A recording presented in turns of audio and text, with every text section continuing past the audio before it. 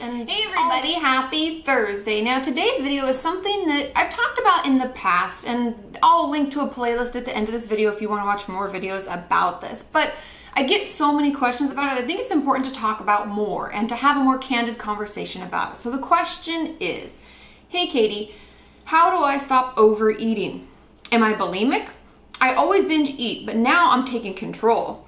Sometimes it still happens to me though, and I crave something, and then once I eat it, I just can't stop anymore. And then I feel so bad about the next day that then I exercise to try to make up for it.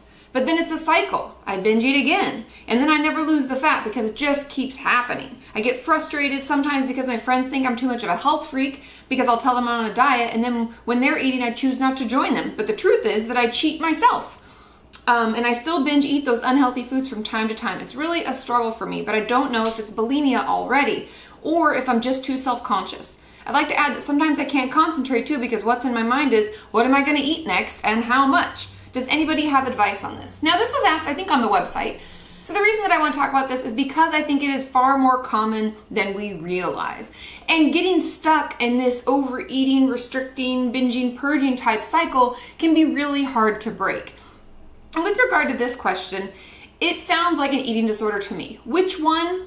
I don't know. I'd have to talk with her more. I'd have to understand her situation more. I'd have to know how often. There's a lot of different factors. If you want to watch my videos about what bulimia, what anorexia is, click here. I'll link the playlist to it. But with that aside, what I think is important to talk about is how do we get out of this binge restrict kind of cycle. Whether or not it's fully an eating disorder doesn't really matter to me. This is eating disorder behavior. And the truth of it is that first, you need to work with a dietitian. I know that we don't all have access to a nutritionist or a dietitian or anybody to help us with that, but even ask your doctor for somewhat of a structure of a meal plan. Because what happens is we restrict. That's usually how it starts. I'm gonna go on a diet. I'm gonna get fit for summer, fall, for the dance, for my wedding, whatever the hell is going on. I'm gonna restrict. Then all we can think about is that food that we won't let ourselves have, whether it's quote unquote a junk food or whether it's just something that our body's craving because, like, believe it or not, our body actually tells us what it needs if we listen. Like understanding what your body's saying, listening to it. It's gonna want chocolate sometimes, maybe it needs more sugar. It's gonna want certain proteins and vegetables and things. It's gonna guide us to a healthy diet. We just have to listen to it. Now I know that that's like way down in the stage of recovery and not having eating disorder thoughts or behaviors, but we have to eat every 3 to 4 hours. I'm gonna say it again. We have to eat every 3 to 4 hours. That means we're having 3 meals and 3 snacks every day because if we restrict and we get really, really super hungry, guess what our body craves? Sugar and carbs. Why? Because it's extremely low on energy. It's like, well, shit, I can't deal with this. I don't know what to do. I need this now because I'm dying here. I can't handle it. I have no energy to do what you're telling me to do. And so we crave it. And then we overeat on it because we're so hungry. We're not even checking in with our body to notice when it's hungry or full. Okay? There's a great workbook I'll link in the description, the Intuitive Eating Workbook. It talks a lot about this. And so in order to break ourselves out of this cycle, whether we're purging through exercise or laxative abuse or actual vomiting, doesn't matter. We're purging the calories and we're purging the energy that our body needs, and so it's going to request more.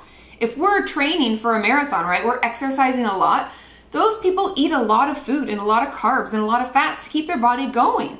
And not to mention, like, if I'm studying, back in the day when I was studying for my licensing exam, when I was studying in grad school, all of that stuff, I had to eat a lot of fatty foods. Whether that be like avocado or a slice of cheesecake doesn't really matter. My brain was using so much energy, and our brain needs a lot of fat to operate. It was requesting more and more of those foods. So I gave it to it. Did that mean that I gained a zillion pounds and things just went off the rails? No, because our bodies need different things at different times. That's why it's so important to work with your doctor, dietitian, nutritionist, because I am not licensed to talk about exactly how much and when and what you need to eat. I just know that our bodies operate best when we eat every 3 to 4 hours. And if you eat every 3 to 4 hours, you don't need to do any compensatory behavior because most likely you're not overeating it. because we're not under eating on others. And don't let your eating disorder get all sneaky where it tells you, oh, just cut this one snack out, it'll be okay. No, we're sticking to our plan. We stick to our schedule. That way we don't get too hungry so that then we overeat. Because that's what keeps us caught in this cycle. Eating disorders are sneaky motherfuckers. They will try to wiggle their way in regardless of what's really going on. It'll be like, oh, just cut out that cheese, or just cut out that avocado, or just stop doing that, or just take this one snack off, or just run this extra lap just this one time. Trust me, it's never just this one time. Don't listen to it. Fight back. And if you are struggling with eating disorder and you find all of this, you're like, yes, oh my God, I do this all the time. Yes, how do I do that, Katie? I don't even know where to start. Please reach out to a therapist. Find out if they specialize in eating disorders. And also, you can click the link over here and it will take you to my website. I have a free eating disorder workbook. I know it's hard work. I know many of you are like, oh, I only got through the first 2 tasks. It's hard work. But it's a place to start. It's a place to better understand what's going on with you and to help you get some help you need, maybe while you're waiting on a wait list to see someone. Because I heard from a lot of you, the wait lists in the UK, other parts of the world, are insanely long. I hope that helps. I hope this helps get you out of that cycle. We have to eat every 3 to 4 hours, you guys. Otherwise, our body will crave some intense amounts of things and we'll feel like we're overeating, and then we'll go back to that whole purging, restricting, binging, purging, restricting, binging, purging cycle. I love you all. I hope that this helps. Please share this video. You never know who needs this information and who it could help. And if you like this kind of content, give it a thumbs up. And as always, I love you. Share in the comments your experience, and I will see you on Monday.